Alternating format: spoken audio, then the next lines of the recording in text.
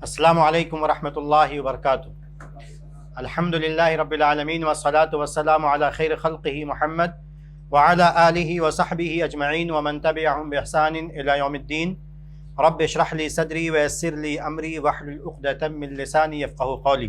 जैसा कि आप हज़रात को पता है कि मीटिंग का मकसद जो है वो तज़कीर है, यानी कुछ कभी कभी मोटिवेट करने के लिए और इंसान के अंदर जो एक इंसान होने के नाते जो कमियां खामियां रहती हैं उसकी इस्लाह का मकसद। हर इंसान में कुछ ना कुछ कमी कोताही हो जाती है, तो वो इंसान वो चीज़ें दूर करे और अपने अंदर ज़्यादा से ज़्यादा खूबियां पैदा करे। तज़कीरी मीटिंग का मतलब यही होता है कि अपनी ज़िंदगी में अच्छाइयाँ कैसे ज़्यादा लाई जाएँ। ज़िंदगी के हर गोशे में, हर पहलू के एतबार से इंसान अपनी ज़िंदगी में बेहतरी लाए, अच्छाइयाँ ज़्यादा लाए और उसके ज़िंदगी में ज़िंदगी के किसी भी पहलू में, गोशे में अगर कोई कमी कोई खामी है उसे दूर करने की कोशिश करें। तो बहुत सारी बातें आपके सामने होती रहती हैं। आज जो जहन में बात आई, जो मशहूर हदीसें हैं, उसके ताल्लुक़ से इमाम नबवी रहमहुल्लाह ने जो बात कही है वो बातें मैं आपके सामने दोहराना चाहता हूँ। हदीस क्या है? बहुत मशहूर हदीस सही मुस्लिम की है। तमीम दारी रज़ी अल्लाह तआला अन्हु इरशाद फरमाते हैं कि अल्लाह के रसूल सल्लल्लाहु अलैहि वसल्लम ने इरशाद फरमाया कि अद्दीन वन नसीहा, दीन खैर ख्वाही का नाम है।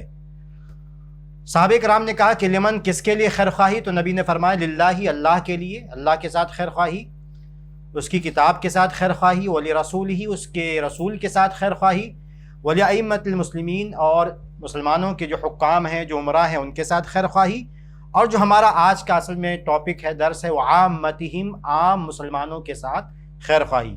एक हदीस ये है और एक दूसरी इसकी तायीद में हदीस ये है सही बुखारी की। जरीर बिन अब्दुल्लाह रज़ी अल्लाह तआला अन्हु कहते हैं कि बायात रसूलुल्लाह सल्लल्लाहु अलैहि वसल्लम, कि मैंने अल्लाह के रसूल सल्लल्लाहु अलैहि वसल्लम से बैत की आपके हाथों। मैंने किस बात पर? अला इक़ामिस सलाह, कि नमाज कायम करूँगा, व ईताइज़ ज़कात, और ज़कात अदा करूँगा, वन नुस्ही लिकुल्ली मुस्लिमिन, ये अहम है। मैंने नबी से बैत की है इस बात पर कि मैं हर मुसलमान के साथ खैर ख्वाही करूँगा। खैर ख्वाही करूँगा मतलब मैं उसकी भलाई चाहूँगा। गोया कि ये बैत का हिस्सा होता था कि ये नबी ताकीदन ये बैत करवाते थे, इस बात पर बैत हो कि मैं हर मुसलमान के साथ भलाई करूँगा, मैं उसकी बुराई नहीं चाहूँगा, उसे नुकसान पहुँचाना नहीं चाहूँगा। इमाम नबवी रहमहुल्लाह ने जहाँ खैर ख्वाही पर नसीहत के लफ्ज़ पर बात की है तो उसमें उन्होंने बहुत सारी चीज़ें ज़िक्र की है। वही चीज़ें मैं ज़िक्र करना चाहता हूँ कि इंसान सोचे कि एक मुसलमान के साथ खैर ख्वाही का मतलब क्या है, उसकी भलाई चाहने का मतलब क्या है। तो उसको इमाम नबवी रहमहुल्लाह ने हमारे लिए आसान कर दिया कि वो तमाम बहुत सारी बातें, तकरीबन मैंने जो नंबर लगा दिया है कि उसमें 15 बातें हैं। 15 बातें उन्होंने जिक्र की। 15 चीज़ें करना एक मुसलमान के साथ जो है भलाई करना, खैर ख्वाही करना है। जैसे उन्होंने जिक्र किया कि पहली बात ये जिक्र की कि अगर आप किसी मुसलमान के साथ खैर ख्वाही करने का जहन बनाए हुए तो उसका मतलब क्या है। उसमें पहली बात यह है कि दुनिया और आखिरत की जो भी अच्छाई उसके लिए हो सकती है, उसके मफाद में कोई बात हो सकती है, चाहे दुनिया का मफाद हो चाहे आखिरत का मफाद, आप उसको बताएं कि भाई तुम ऐसा कर लो, इसमें तुम्हारा फ़ायदा है। चाहे वो दीन का काम हो चाहे दुनिया का काम, बताओ उसको कि इसमें तुम्हारा फ़ायदा है। ये घर खरीद लो, इस जगह घर खरीद लो, ये नौकरी कर लो, कोई भी मामला, छोटा मामला, यहाँ जाओ तो उसमें फ़ायदा है, ये डील कर लो, मैंने पता किया इसमें फ़ायदा, कोई भी चीज़ होती है XYZ। तो इंसान खैर ख्वाही का मतलब ये कि आप उसको फ़ायदा पहुँचाएँ, चाहे वो दीन का फ़ायदा हो चाहे दुनिया का फ़ायदा, इख्तिसार के साथ। दूसरी बात क्या? वक़फ़ुल आज़ा अन्हुम, दूसरी अहम बात कि आपकी ज़ात से किसी दूसरे मुसलमान को नुकसान और तकलीफ नहीं पहुंचना चाहिए। अहम बात, कम से कम अगर आप उसकी बहुत ज़्यादा मदद नहीं कर सकते तो उसमें एक अहम पहलू यह है कि आपकी ज़ात से किसी मुसलमान को तकलीफ या नुकसान नहीं पहुंचना चाहिए। इसकी कोशिश इंसान करे, ये खैर ख्वाही का एक हिस्सा है। तीसरी बात क्या है? उन्होंने कहा कि इंसान को अगर अल्लाह तबारक व तआला ने दीन का इल्म दिया है तो दूसरों को वो दीन का इल्म दे, दूसरों को उनका दीन बताए, समझाए, यानी बुनियादी तालीम दे। हर मुसलमान से बात करे कहीं भी, चाहे उसके यहाँ वो खुद नौकर हो, वो जो है मतलब मालिक हो, या कोई भी सूरत हो, किसी जगह हम साथ में काम करते हैं, किसी जगह साथ में पढ़ते हैं, कहीं भी उठना बैठना है تو ہماری کوشش انسان کی ہونی چاہیے، مسلمان کی، کہ اللہ تبارک و تعالیٰ نے اس کو جو علم دیا ہے وہ باتیں وہ مسلمانوں تک پہنچائے، اس کی ترغیب دے، اور کوئی بری بات ہے تو اس سے ڈرائے۔ چوتھی چیز کیا ہے؟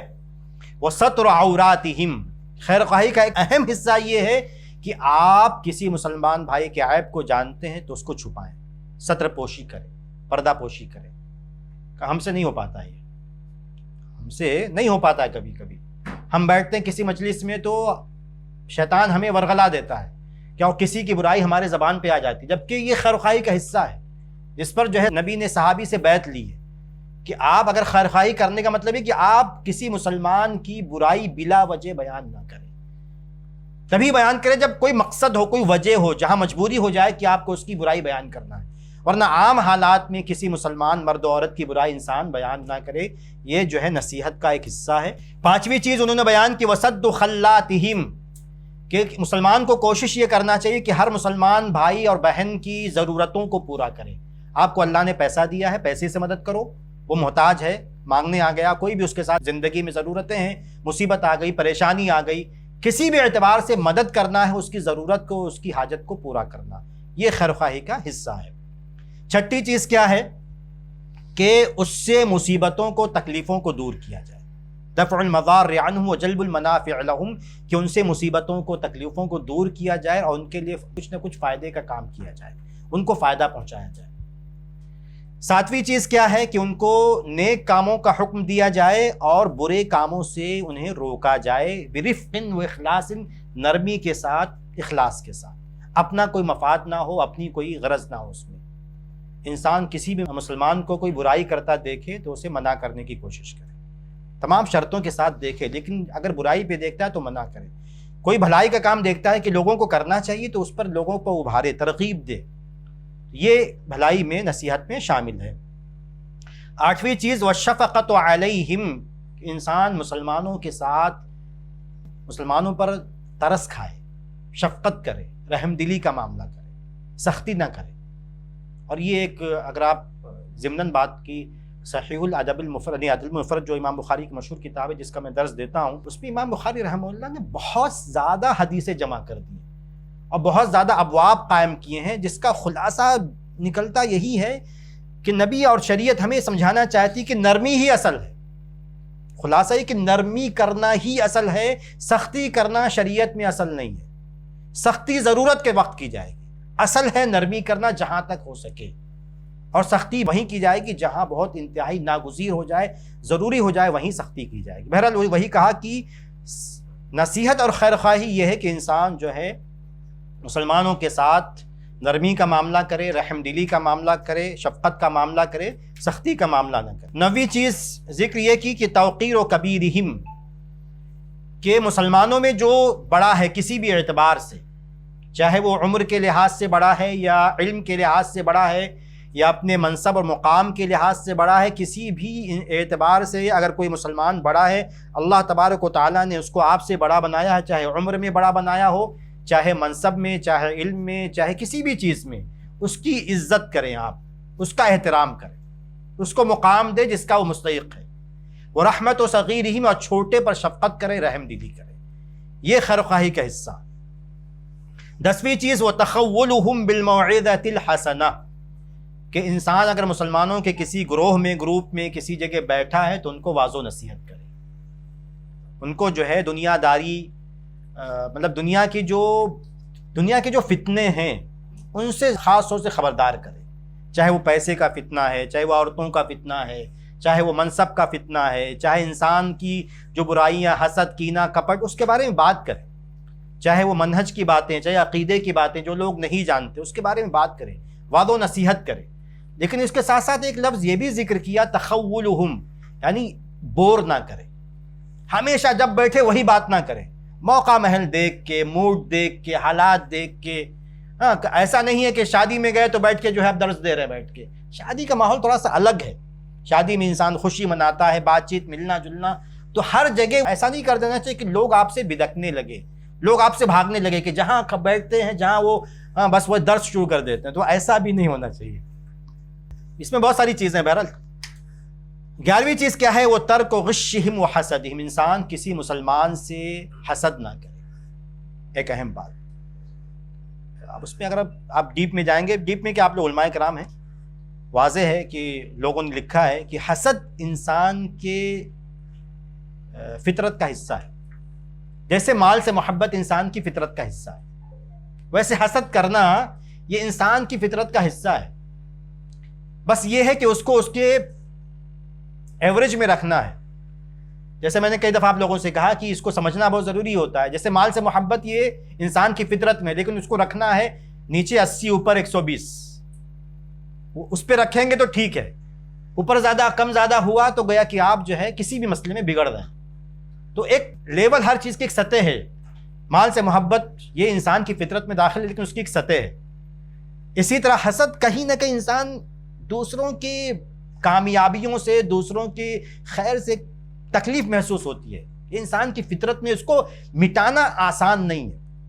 کوئی آدمی یہ دعویٰ کرے کہ میرے دل میں کچھ نہیں پایا جاتا، یہ دعویٰ مطلب ایک ایسا جس کی تصدیق نہیں کی جا سکتی. بہت مشکل ہے اس کی تصدیق کی جائے.